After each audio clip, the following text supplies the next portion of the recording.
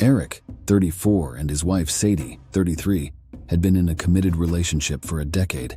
They had been married 7 of those years. They didn't have children, but they owned a flat together. Eric and Sadie were often seen as an exemplary couple. They had met at a conference related to their professions, and their connection was immediate and profound. They shared many interests, and despite having different hobbies, they indulged in each other's passions, fostering a deep bond. Sadie was a wonderful partner, and Eric felt that their intimate life was quite fulfilling, typically engaging around 4 to 5 times a week. They both contributed to the household chores, and Eric took on most of the cooking responsibilities since Sadie was an awful cook. Eric didn't mind this task because Sadie had inflicted enough food poisoning on them both for one lifetime. They maintained a habit of going out regularly on dates, and Eric often surprised Sadie with presents which she adored, he hoped. Eric admitted that there was a period in their relationship when he became distant. This was due to the loss of a family member, which led him to withdraw and spend a lot of time alone in his office. He also thought that perhaps their marriage had been somewhat hasty, but his love for Sadie was profound and wholehearted, and he was sure she felt the same way towards him. Despite the current challenges, it was evident that Sadie's family had a fond affection for him, particularly her father, with whom Eric shared a special bond, often going on fishing trips together. Eric had never suspected anything amiss in Sadie's behavior until recently, when she began to grow colder towards him. She started accusing him of infidelity and often initiated arguments over trivial matters. In these situations, Eric found himself apologizing without really knowing what he had done wrong. Sadie rarely accepted these apologies anyway. Additionally, Sadie began to frequently go out for girls' nights, during which she and her friends would stay out until late the next day, or so Eric had believed. Their intimate life had essentially come to a standstill. Whenever Eric attempted to initiate, Sadie would push him away, saying she was tired and not in the mood, which Eric respected. All of these changes in his wife's behavior raised red flags for Eric, prompting him to investigate further.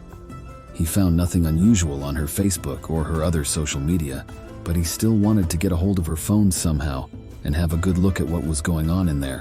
One day, Sadie was laughing at something on her phone, and when Eric asked what was so funny, she became extremely defensive and snapped at him, insisting that she didn't need to tell him, and then continued texting. This reaction set off alarm bells in Eric's mind like never before. Now he was exceptionally interested in what she was doing on her phone that she didn't want to share with him. So that night, after Sadie had gone to bed following a few drinks, Eric used her Face ID to unlock her phone while she was sleeping.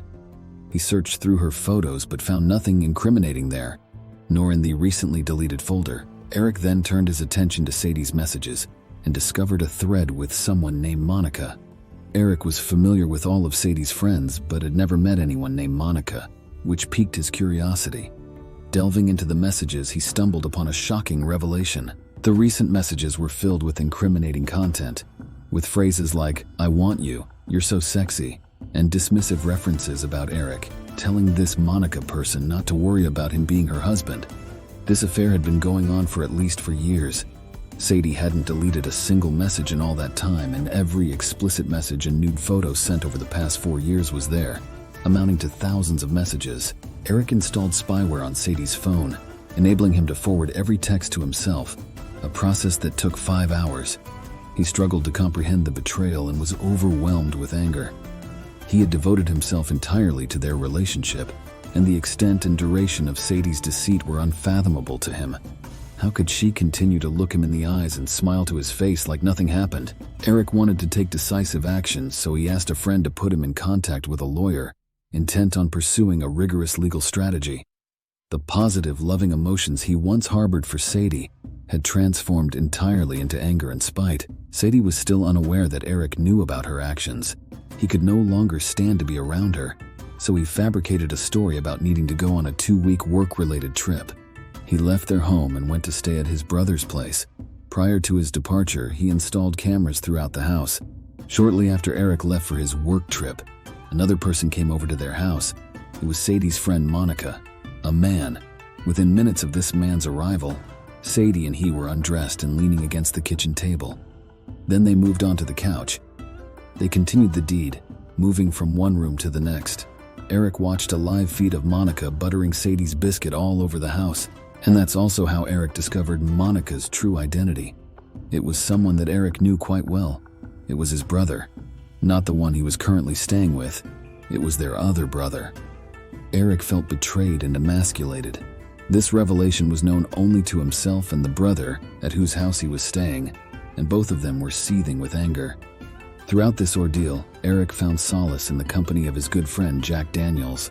Eric was grappling with feelings of self-reproach and stupidity for not having noticed the signs earlier. How could this have been happening for 4 whole years without him noticing? He faced the daunting task of returning home and acting as if nothing had happened.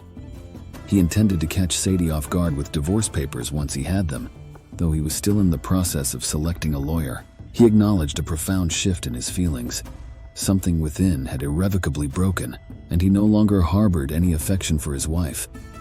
At that moment, Eric found himself in a tumultuous state, lost in a mix of drunkenness, sadness, anger, and with no inclination towards reconciliation. Thanks for being part of today's journey. If you're hungry for more awesome content, don't forget to subscribe, drop a like, and hit that bell to stay in the loop. Also, share your thoughts in the comments below. I'd love to hear from you. Let's build a community together. See you in the next video.